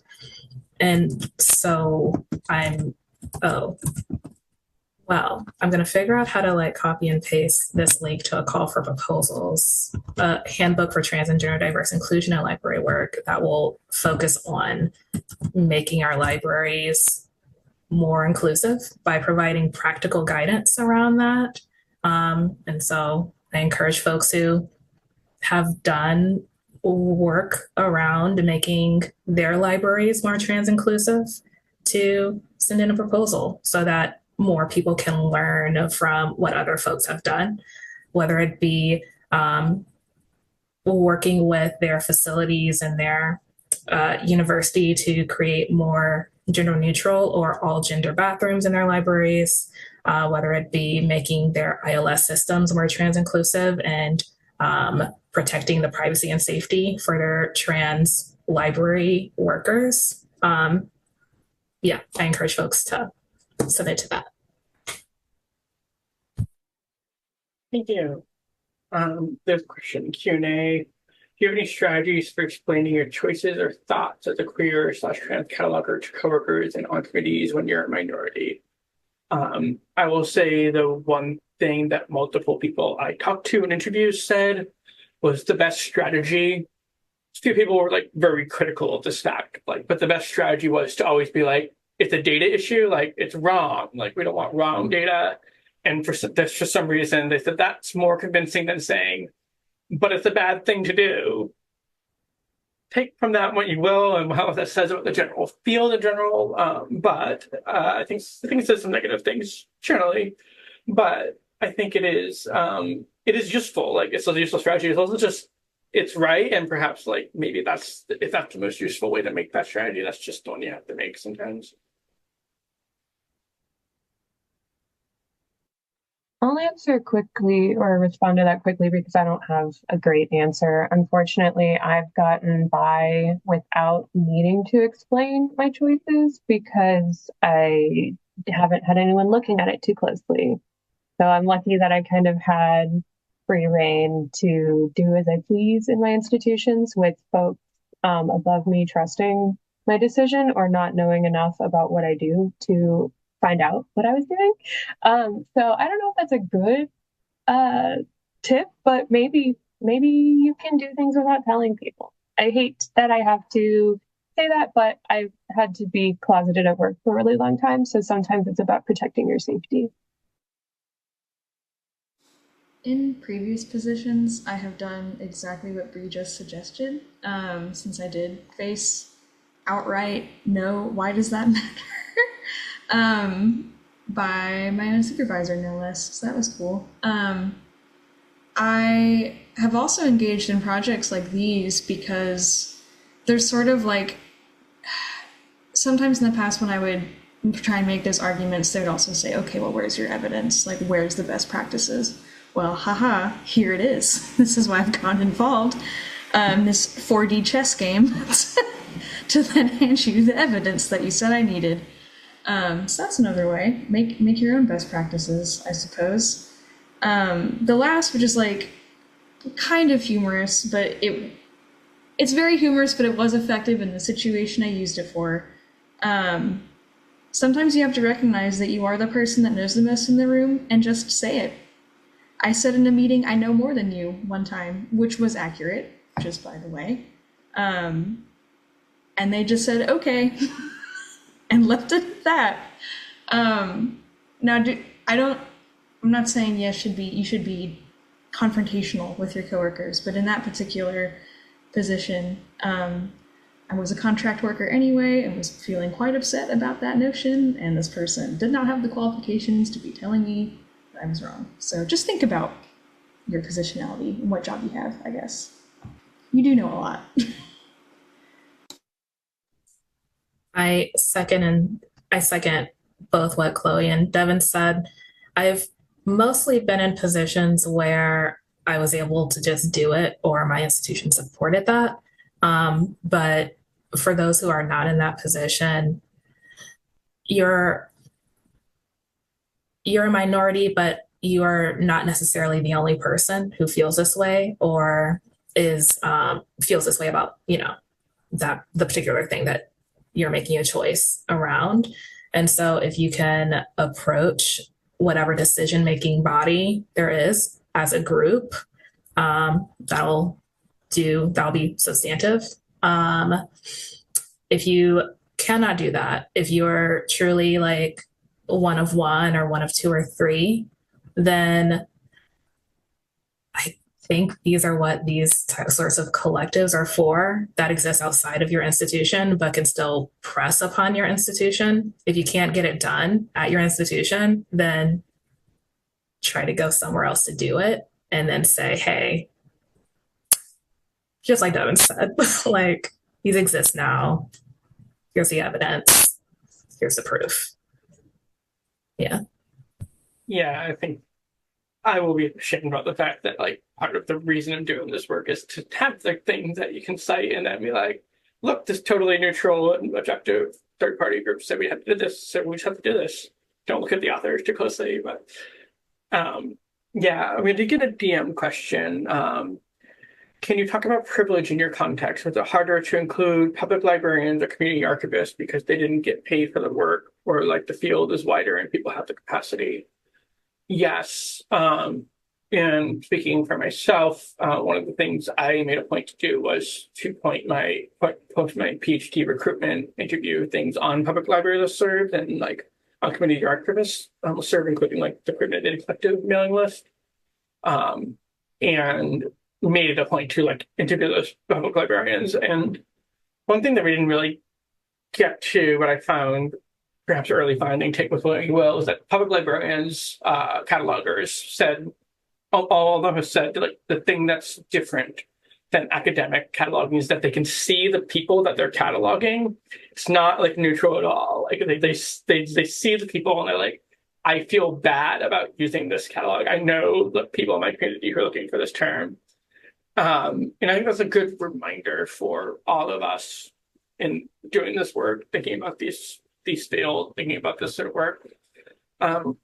I will say to like the latter point about like is the field, yeah, the field is incredibly white, and I think this is something that think thinking about the Homosaurus, not like as the member as all the Homosaur editorial board, like the Homosaurus is privileged in the fact that like it is a queer vocabulary and like it has been run by largely gay men from Europe and the United States. And so like it has that built-in privilege of like having that sort of like stability that other community vocabularies that develop have not had. And that says something about American and European society for sure, and like race and gender and sexuality, but like fact that some of the more like engaging racialized community vocabularies still aren't still haven't been developed in career like linked data vocabularies. And that's something I would like the Homosaurus to address when we have our hopefully new software soon and like can distribute it to people that are doing this sort of work. We're still like almost at the final hump of development. So that's what I'll say on that.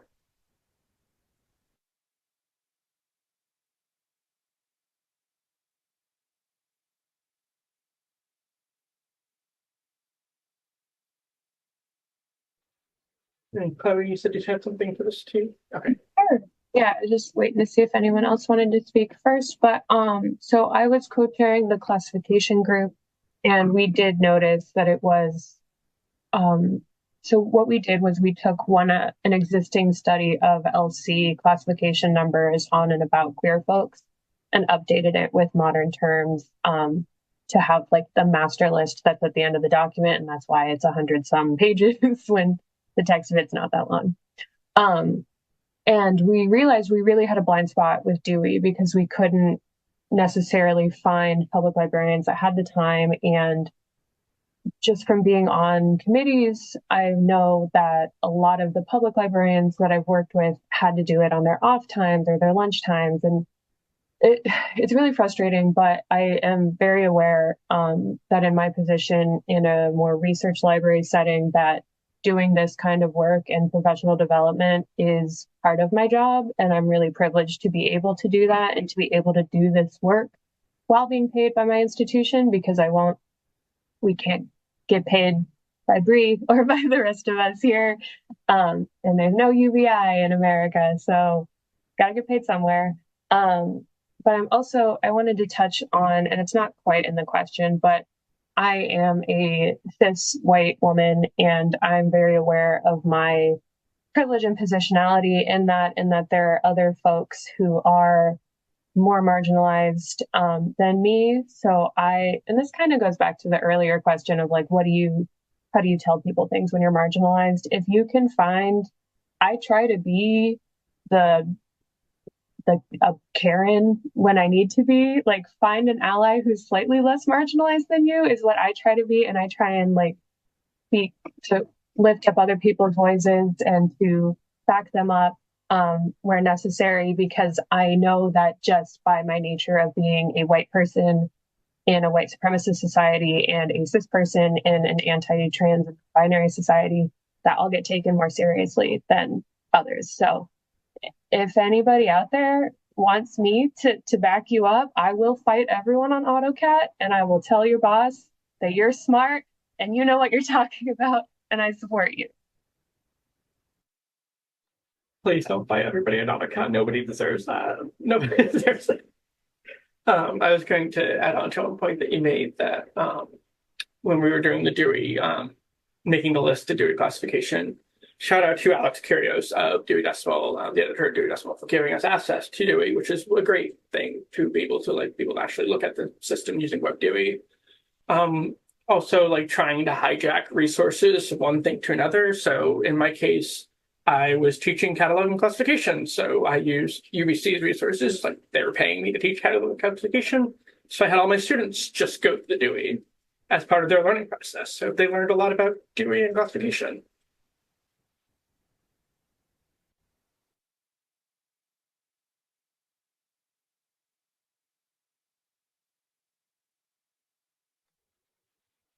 So we're coming to the end here, about 20 minutes left. Probably time for another couple of questions. Does anybody have anything else to say?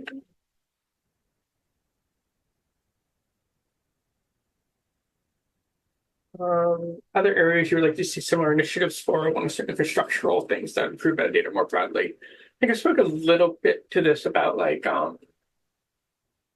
having like a network of marginalized community vocabularies and people working on this would go a long way. Just like resource sharing and platform sharing would go a huge way.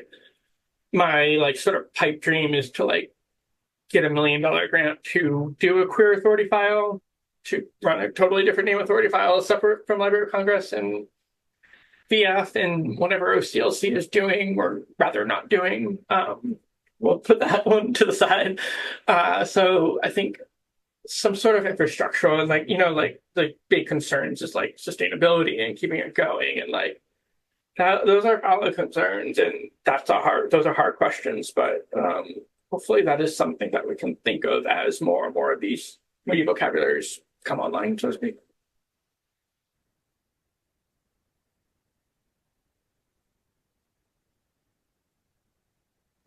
Something that say, I'm an able-bodied person, and I know that a blind spot for me is disability and debility and describing that in metadata. And so that's something that I would like to see and support is a alternative vocabulary or some best practices around describing disabled or differently abled folks in our metadata.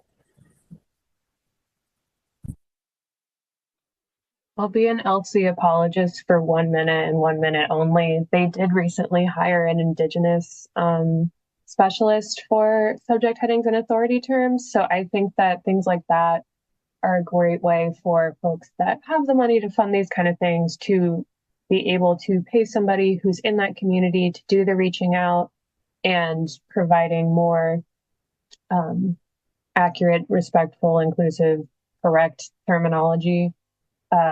Kim Ross at Peabody, who was previously at Peabody Essex for a while, also did a big Indigenous crosswalk, which was super great. And somebody should employ her permanently.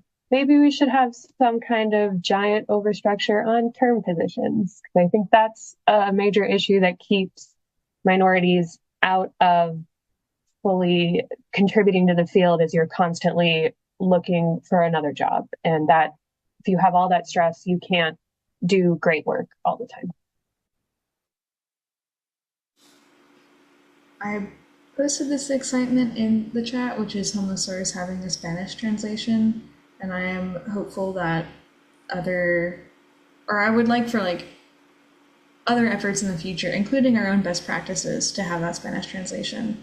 I, in my work, since this project's separate from that, I work with the University of Florida, where we're creating a Spanish translation of Library of Congress terms, which is quite the undertaking. So we just focus on what we use right now.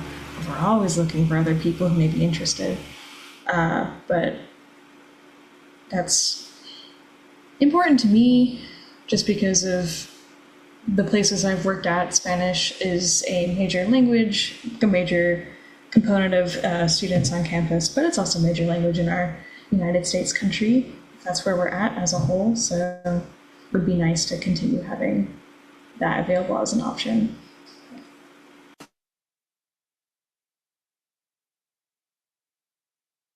I just saw your note, Bree. Yay, thank you. That's so exciting.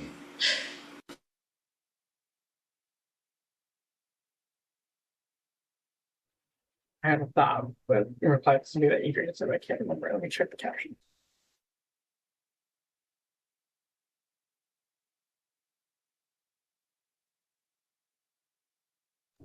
Ooh, I didn't. Could you repeat that? I had a thought, like in reply to like something. Oh, it was what Chloe said about LC hiring the Indigenous specialist. And I don't think like you're like purposely like excluding this, but like the amount of pressure that the activists put on LC to do that, I think that is something that lots of communities could learn from and follow. Like just like the constant hammering that they did on LC to like finally guilting these big organizations into hiring people to like actually solve it, I think is adjacent to a recommendation.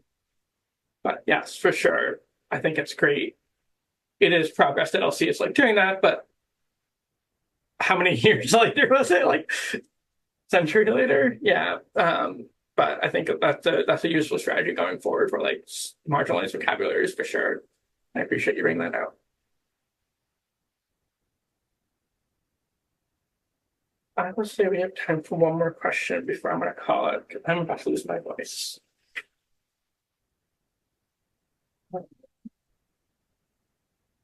Any final questions from the audience? For any of you?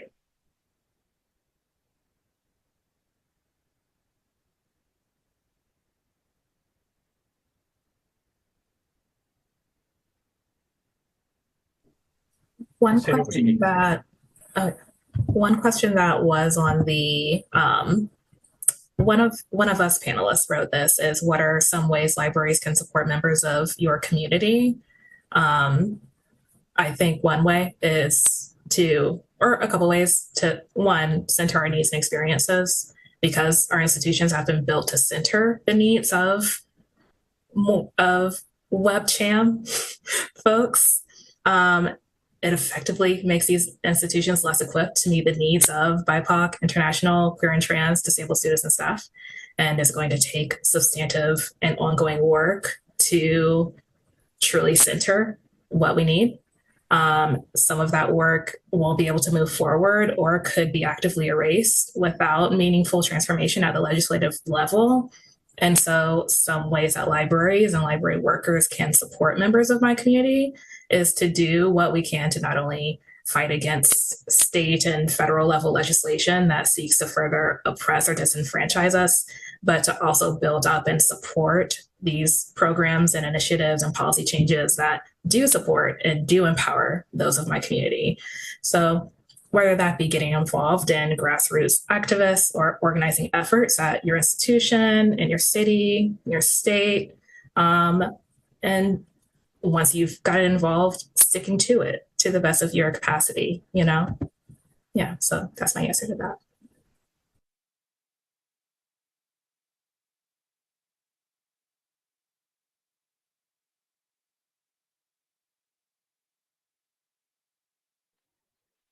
I just want to second what Adrian said, and I think just a short version. And if you can hear my cat, he's really mad that he's not allowed in the room. But just believe us when we tell you something about ourselves. Believe us without making us provide explanation or proof or definition. Believe us and listen to us.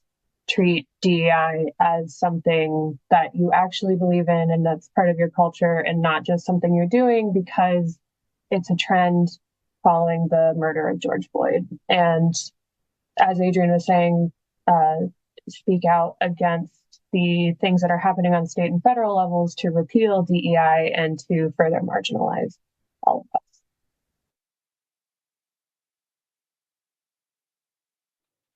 Yeah, I will say, like, Canada is definitely not immune to the shifts that are happening in the United States. We are a little bit insulated from it in some ways, and it manifests in other ways that are interesting as somebody who was born in the States and has moved to Canada. But talking to some people who are in like southern areas, and they're just like, I can't remember if I read this quote or not, but somebody who was working in the South, and it's just like, okay, like I'm so grateful to have the Homosaurus and I use it, but I worry sometimes because like I'm responsible for like the knowledge that people get from a resource that has been tagged with Homosaurus term, and like I could be like targeted for using that vocabulary, and like, you know, like I still do it, but it's something that I worry about. And like those are just like, it's just like horror stories, I think, or like the fear of that is part of like, you know, what these laws are trying to do is like make people afraid. And I think that some of the recommendations, the way they're written, like push back against that. And I think that's a good thing. But like, we're definitely not in the thin of it. We're definitely heading into the thick of it.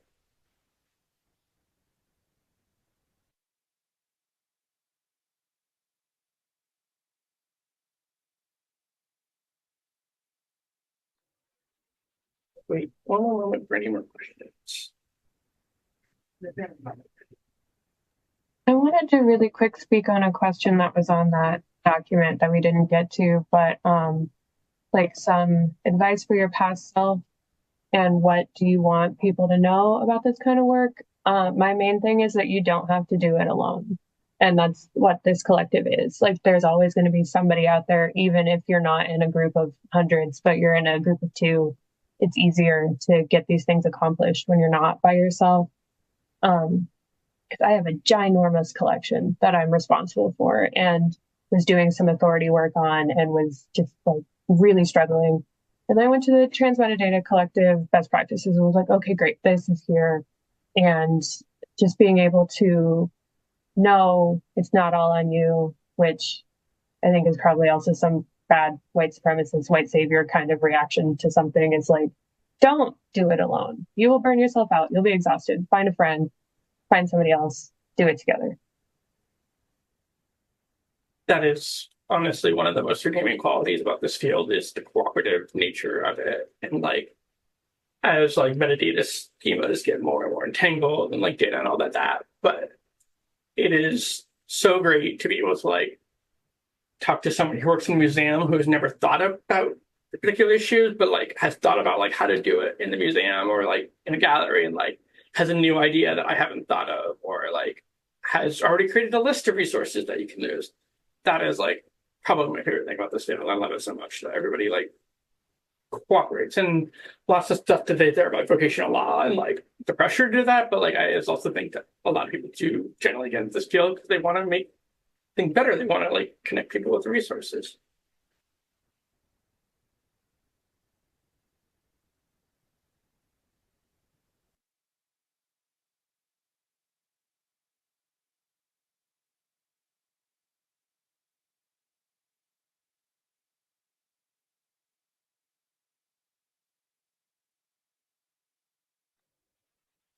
I think I'm going to call it there because I fully lost my voice. Thank you, everybody, for coming and talking. Thank you for the questions. Thank you for everybody at SGSU that helped us out. Hi, Anthony. Thank you, Bree. First of all, let's give all of our distinguished guests a round of applause for their time. Again, thank you so much for sharing your wisdom. I'm always humbled by and inspired by your work, your words of wisdom, your expertise, your excellence. I'm also proud to say that the School of Information is going to not only create spaces for such conversations, but we'll be archiving this. We're going to be putting it on our YouTube channel. We're also going to be sharing the transcript so that these words of wisdom, knowledge, inspiration will be searchable and added to the knowledge base of the field. So thank you for your contribution there. Also want to thank all the people that made today possible. First of all, our two EDI students, Natsuko Friedland and Nicole Ezoff, Alfredo Alkin, and of course, Samantha, who is, without her, we couldn't have done today. Ibn Zuhar, and Nicole Purviance, our Director of Marketing, for all that they did in making today. Also, I want to ask you to join us next week for our first ever Disability Pride Month Symposium. That'll be next Wednesday, July 17th from 10 to 12 Pacific time. And finally, our goal of the EDI Symposium series is to surface the voices of diverse communities to share their worldviews, their unique challenges, and how libraries and the field can best support them. As a final note, in order to support EDI, you allocate our time and resources to doing the hard work to make it a reality in our respective environments. It's not easy at all, but well worth the effort to attain a higher level of understanding, being together for all of us. Again, thank you for joining us. The full transcript, recording, and summary of today's events will be posted within a couple of weeks. Be sure to join our EDI channel for this recording. And this is our third year of doing this and our third Pride Month as well. So do check out our channel for all of the other amazing events that have occurred. So yeah, thanks again, Bree. Thanks again, panel. Thanks again, attendees, for joining us. You guys have a great day. And panelists, could we stay on for a picture real fast? That's okay.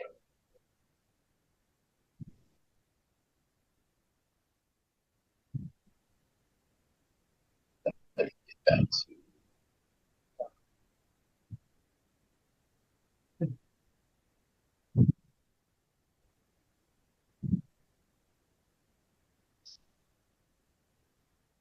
Do you want me to take the screenshot? that. Would be great. Okay. Yours. And Sam, are you available? She can do it as well. All right. Everybody in 3, 2, 1, smile. Take 2 more. Just to be sure. Yay. I'm sure I didn't blink. Got it. Yes, I got you. All right. Thanks again, guys. It's good to meet everybody. Thanks for supporting and your leadership and being part of this. Yeah, take care. Thank you. Have a good day. Thank you. Bye. You too. Take care. Bye-bye.